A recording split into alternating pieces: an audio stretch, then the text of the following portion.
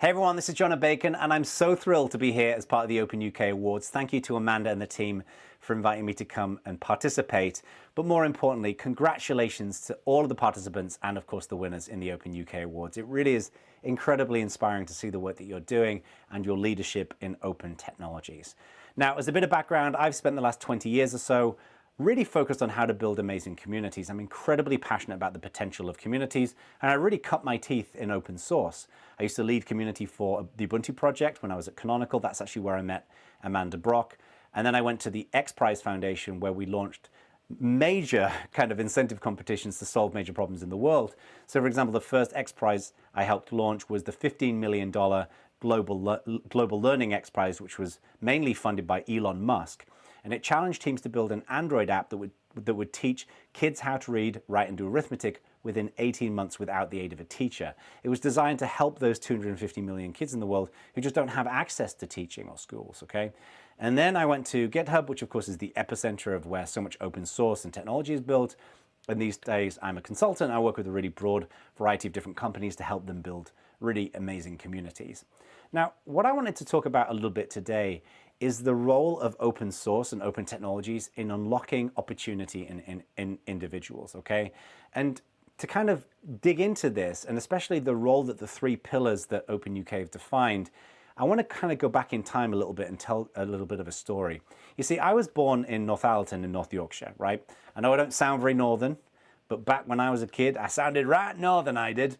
And, you know, lived in Yorkshire, moved down to Bedfordshire and lived there for a while. And my brother Simon came to stay for a couple of weeks when I was about 18, and I was still living at home with my parents, and introduced me to this thing called Linux. And I'd never heard of Linux, but I'd heard of Unix. I knew Unix was quite cool. So went and bought a book about Linux. It was the only book that was on the market, to my knowledge. And the first chapter of the book talked about how people all over the world contributed together to this shared system called Linux. And all these different people built all these different pieces. Someone wrote the bit that makes the screen work. Someone wrote the bit that makes the mouse work. Someone wrote the bit that allows you to configure the kernel. All of these different pieces. Now, back in the late 90s, which is when this was happening, the internet itself was fascinating, let alone the idea of people working together to build software that they would share on the internet. I was just mesmerized by this. But it was that collaboration piece that really kind of captured my interest, less the technology. So started spending some time in open source, and then I felt this urge to give back. I felt this sense of reciprocity, which I now know is very, very common in communities and especially in open source. So started a little website called Linux UK that kind of brought people together, and then started going and exhibiting at conferences, and joined the KDE project and started writing for some magazines. And what was interesting is that at every step of the way, as this was happening, kind of opportunity was opening up more and more and more. And I want to be very clear about something. I was not a gifted student. I got primarily D's when I was at school. When I did my A-levels, I got 2 D's, an E, and an N, okay? I wasn't motivated by school. I didn't know what I wanted to do. I wasn't a badly behaved kid, but I didn't know what I wanted to do. I didn't want to be a programmer because I didn't feel like I was good enough. I didn't want to go and get what I considered to be a very boring business job. I wanted to do something with meaning. And that was what really captivated me about open source, was we were all in it together. Everybody had the opportunity to make a difference. You know, your difference might be organizing a Linux user group meeting. Your difference might be writing a bit of code. Your difference might be writing a bit of documentation. But there was a means for everybody somehow to play a role in this movement. And that was so enabling, to the point whereby when I joined the Ubuntu project, for example, I'd been at Canonical for about 6 weeks, and I got an email from this kid called Abiomi. And he sent me this message, and he said he lived in an African village. I forget where in Africa it was. And he'd spend all week doing chores around the village to try and earn enough money that he could use at the weekends. And then he'd walk 2 hours to his local town, buy about an hour's worth of internet access, which is what he could afford with the money that he'd earned doing chores.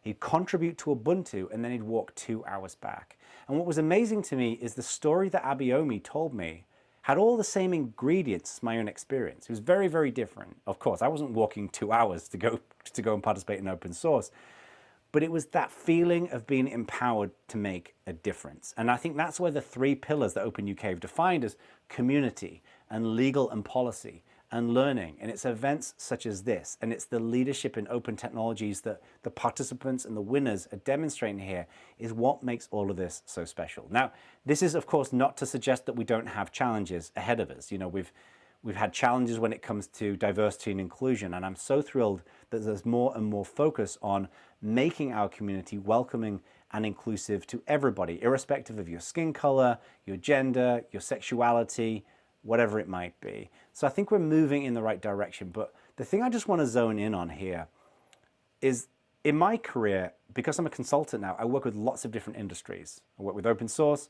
consumer products, you know, gaming, security, all of these different places. But what's interesting is that there's something special about open source. There's something unique about it. And it's not the technology, it's the people. It's the perspective.